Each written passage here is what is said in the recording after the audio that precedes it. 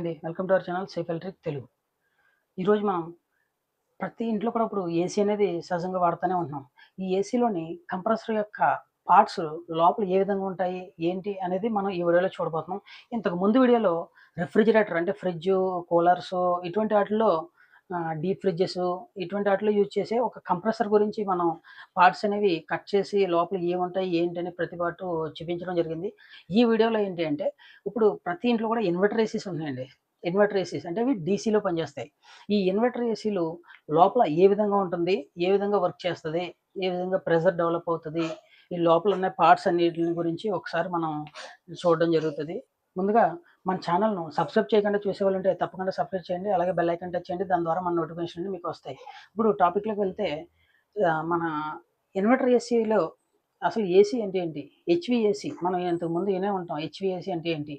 HVAC heat ventilisation and air conditioner అంటే గాలిలో ఉండే తేమని, ఉష్ణోగ్రతని కంట్రోల్ చేస్తుందండి ఈ ఎయిర్ కండిషనర్ అనేది. ఓకే, మనకి ఇప్పుడున్న కాలంలో ప్రతి ఇంట్లో కూడా మనకి ఎయిర్ కండిషనర్ అనేది యూజ్ చేస్తున్నారు. ఇప్పుడు లేటెస్ట్ వచ్చేసి ఇన్వర్టర్ మోడల్లో ఏసీలన్నీ కంప్రెసర్లు ఈ డీసీలో ఉంటున్నాయండి.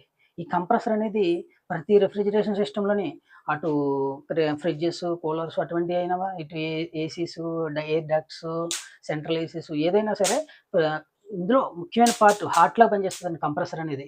ఆ కంప్రెసర్ గురించి యాక్చువల్లీ కంప్రెసర్ అనేది రిపేరబుల్ కాదండి, రీప్లేస్మెంట్. ఎందుకంటే కంప్రెసర్ పోయిందంటే తిరిగి కొత్త కంప్రెసర్ వేసుకోవాల్సిందే. లైన్స్ ఇవి ఎక్స్టెన్షన్ వాల్స్ ఇటువంటి రకరకాల పార్ట్స్ ఉంటాయి. ఆ పార్ట్స్ గురించి కూడా మనం నెక్స్ట్ వీడియోస్లో డిస్కస్ చేద్దాం. ముందుగా ఇప్పుడు ఈ హార్ట్లో పనిచేసే కంప్రెసర్ యొక్క లోపల పార్ట్స్ ఏ విధంగా ఉంటాయి, ఏంటి అనేది మనం ఈ వీడియోలో చూద్దాం. ఓకేనండి. అండ్ ఇప్పుడు మనం చూస్తున్నాం కదా, ఇది ఒక AC DC compressor, rotary compressor డీసీది. ఇది మనకి వర్క్ చేయడం అనేది లేదు. సో దానివల్ల ఏంటి ప్రాబ్లం ఏంటి అనేది మేము ఒకసారి కట్ చేయడం జరిగింది. దీన్ని 2 భాగాలుగా కట్ చేసాం. ఇక్కడ ఒకటి, ఇక్కడ ఒకటి, 2 భాగాలు కట్ చేసాం. ఇది వచ్చేసి ఫిల్టర్ అండి, లిక్విడ్ లైన్ ఫిల్టర్. అంటే ఏదైనా సెక్షన్లో డస్ట్ అలాగే ఏదైనా ఆయిల్ అటువంటివి వస్తే ఇందులో ఫిల్టర్ అయ్యి కంప్రెసర్లోకి వెళ్ళకుండా సేఫ్ సైడ్ కోసం ఈ ఫిల్టర్ అనేది ఇస్తారు. ఓకేనండి. ఇప్పుడు ఈ కంప్రెసర్ లోపల ఎలా ఉంటుంది అనేది మనం చూద్దాం. ఫస్ట్ ఈ కంప్రెసర్ పైన ఉన్నాయి చూసారా 3 టెర్మినల్స్, ఇవి సప్లై టెర్మినల్స్. పవర్ అనేది దీని ద్వారా లోపలికి కనెక్ట్ చేయబడి ఉంటుంది. ఇది వచ్చేసి డిశ్చార్జ్ లైను, అలాగే ఇది వచ్చేసి సెక్షన్ లైన్. ఈ 2 లైన్స్ ఈ లోపల ఎలా ఉంటుంది అనేది ఒకసారి చూద్దాం. చూసారా, ఇది connections, inside connections, terminals. Open చేసినట్లయితే ఎలా ఉన్నది లోపల పక్క. అలాగే కనెక్షన్స్ అనేవి ఇలాగ టెర్మినల్స్ సైడ్ పిన్స్ రూపంలో ఇచ్చారు. ఇది వైండింగ్. ఇది కూడా ఒకసారి ఓపెన్ చేసి మీకు చూపించడం జరుగుతుంది. చూడండి,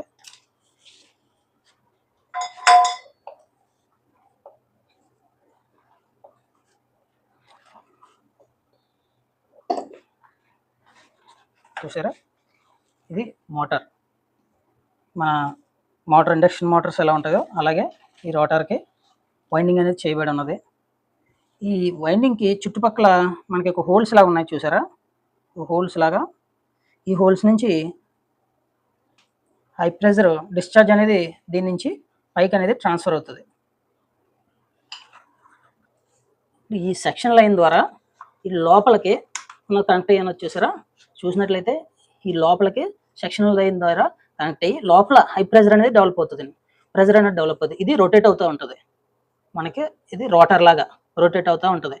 ఇది రొటేట్ అయ్యి హై ప్రెషర్లో కంప్రెస్ చేసి దాన్ని ఈ హోల్స్ ద్వారా పైకి అనేది వచ్చి మనకి దీంట్లోంచి ఇలాగా పైకి డిశ్చార్జ్ అనేది అవుతా జరుగుతుంది. ఓకేనండి. ఇది డీసీ కంప్రెసర్, ఏసీ యొక్క DC compressor, DC rotary compressor R410 refrigerant. దాని యొక్క పార్ట్స్ ఈ రకంగా ఉంటాయి. చూశారు కదండి, ఇది rotary compressor, DC refrigerant compressor, rotary compressor యొక్క లోపల ఉన్న పార్ట్స్ ఈ విధంగా ఉంటాయి. మన వీడియో నచ్చినట్లయితే లైక్ అండ్ షేర్ చేసి కామెంట్ రూపంలో మీరు అనుకున్నది తెలియచేయండి. అలాగే మన ఛానల్ను సబ్స్క్రైబ్ చేయడం మర్చిపోకండి. Thank you for watching safe electric Telugu.